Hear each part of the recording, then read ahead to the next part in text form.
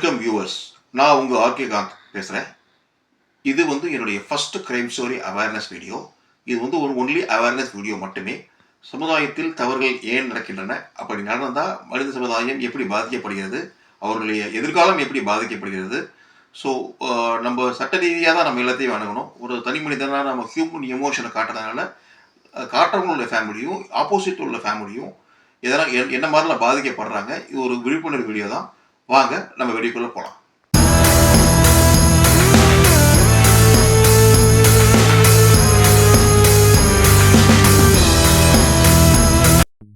மசார்பூர் நகரம்.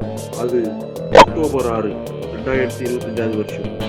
டெல்லியில் எப்பொழுதுமே பரபரப்பாக இருக்கிற மசார்பூர் நகரம்.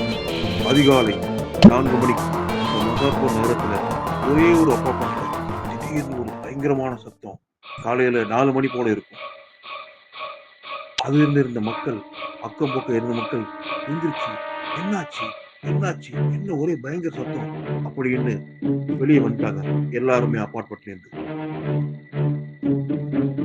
அப்போ அந்த அப்பார்ட்மெண்ட்ல 4வது மாடியில ஒரே ஒரு வீட்டுல தான் அந்த தீ வருதுங்கிறத எல்லா மக்களும் அதிர்ச்சியா பார்த்து உறைஞ்சு போயிட்டாங்க.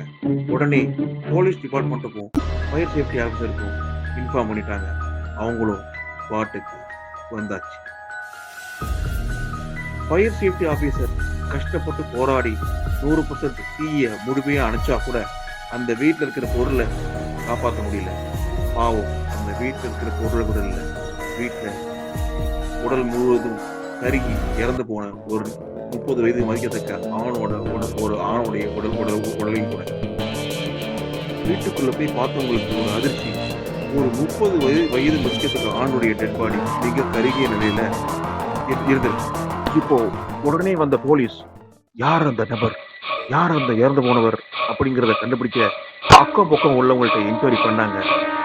அப்படி என்கொயரி பண்ணதுல அந்த ஹவுஸ் ஓனர் கொடுத்த தகவல் அவங்கள வச்சு பாக்குறப்போ ராஜஸ்தான் மாநிலத்தை சேர்ந்த யூபிஎஸ்சி எக்ஸாமுக்காக தேர்வு எழுத வந்த ராகேஷ் மீனா அப்படிங்கிற அந்த ஒரு நபர் தான்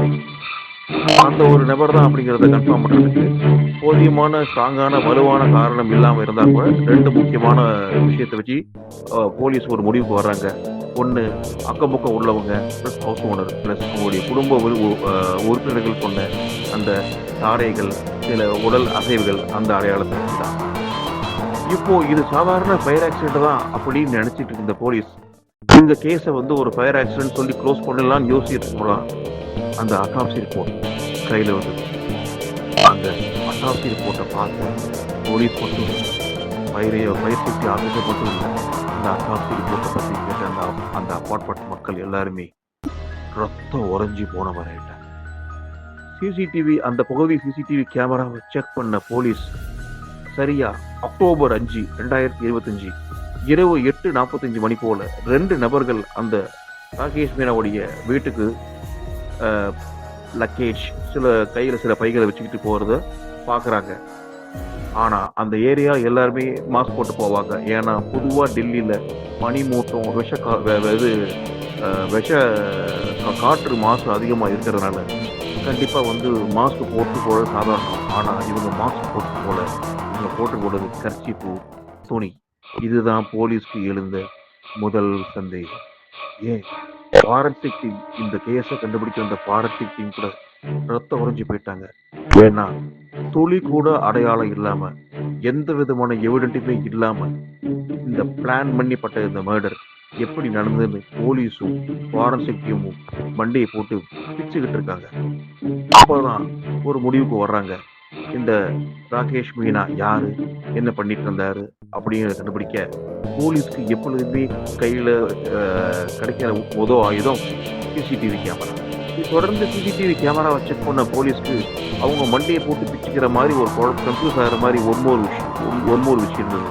அது என்னன்னா, அது அக்டோபர் 6 சரியா அதிகாலை 2:57 மணிக்கு 2 நபர்கள் அந்த ராகேஷ் மீனா அவருடைய வீட்டிலேருந்து வெளியே வர்றாங்க.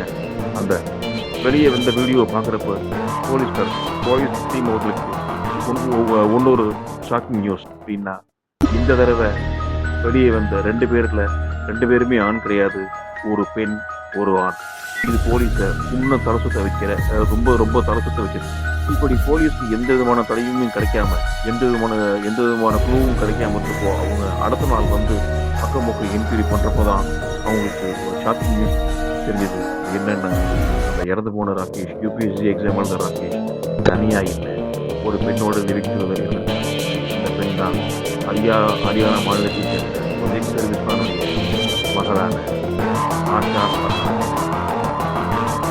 போலீஸ் சிசிடிவி கேமராவை செக் பண்ணுறப்போ அன்னைக்கு சரியா ஒரு 11 மணி அக்டோபர் 5, 2025, அதாவது கொலை நடக்கிறதுக்கு 4 மணி நேரம் முன்னாடி ஒரே ஒரு ஆண் மட்டும் வெளியே போகிறத பார்த்த போலீஸ்க்கு இன்னும் பேரெதிர்ச்சி காத்திருந்தது. ரொம்ப கன்ஃபியூஸ் ஆகி குழப்பத்தின் உச்சிக்கே போயிட்டு கொலை நடந்த அன்னைக்கு அந்த பெண்ணும் அந்த 2 ஆண்களுடைய mobile network and internet data இது எல்லாமே கொலை நடந்த லொக்கேஷன்லாம் இருக்குன்னு அவங்க போலீஸ் சைட்லேருந்து கன்ஃபார்ம் பண்ணிக்கிறாங்க.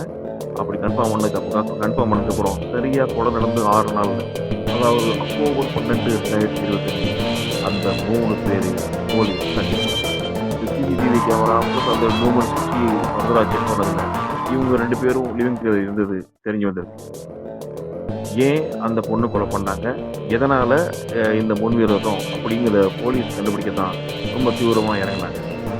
இல்லை, நான் இதை பண்ணவே இல்லைன்னு சொன்ன அந்த 3 நபர்களும் போலீஸ் அவங்க விசாரணை அவங்க ஸ்டைலில் கேட்டதுக்கப்புறம் தான் அவங்க கன்ஃபெஷன் அவங்க பண்ண கன்ஃபெஷன் ஒத்துக்கிறாங்க. அந்த கன்ஃபெஷனில் அவங்க சொன்ன விஷயங்கள் இதுதான். பெண்ணும் இந்த ராகேஷும் லிவிங் இருந்தப்போ அவங்க 2 பேரும் இன்டிமேட்டாக இருந்த வீடியோவை அந்த பெண்ணுக்கே தெரியாமல் எடுத்து வச்சு மிரட்டியிருக்காரு அந்த ராகேஷ்.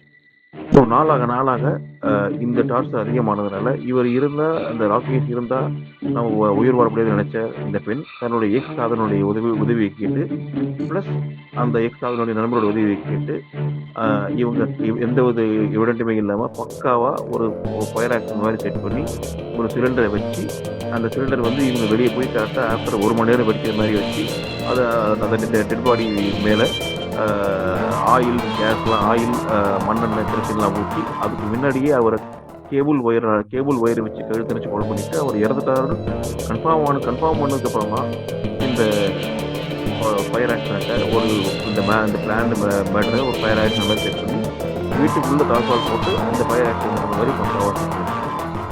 இவ்வளவு நேக்கா தடையுமே இல்லாமல் கொலை பண்ண அந்த பெண் வேறு யாரும் கிடையாது, தடவியல் துறை ஃபாரன்சிக் சயின்ஸ் போட்டு தான். ஸோ தன்னோட படிப்பை ஒரு தவறான விஷயத்துக்கு பயன்படுத்தினால அந்த பொண்ணோட யூபிஎஸ் எக்ஸாம் கனவு போச்சு, அந்த பொண்ணுக்கு இருந்த வாழ்க்கை போச்சு, இந்த பெண்ணினால அந்த ராகேஷ் அவருடைய வாழ்க்கையும் போச்சு, உதவி செஞ்சு வந்து 2 நண்பர்களுடைய வாழ்க்கையும் போச்சு. இந்த கேஸ் நம்மளுக்கு உணர்த்துற ஒரே ஒரு விஷயம் என்ன அப்படின்னா, சட்டத்தை மற்றவங்களை தண்டிக்க நம்ம கையில் எடுத்துக்கூடாது, எதையுமே சட்டப்படி தான் நம்ம சந்திக்கணும். வைலன்ஸை கையில் எடுத்தோம் அப்படின்னா உங்கள் சைலன்ஸாக கம்பி உங்கள் வாழ்க்கையை மீறி இருக்கிற நாட்களை செய்து தான் நம்ம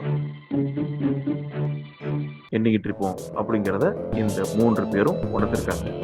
அதனால் எந்த ஒரு விஷயமா இருந்தாலும் வைலன்ஸோ தவறான வழியோ நிரந்தர தீர்வு இல்லை. பல நாள் திருடன் ஒரு நாள்.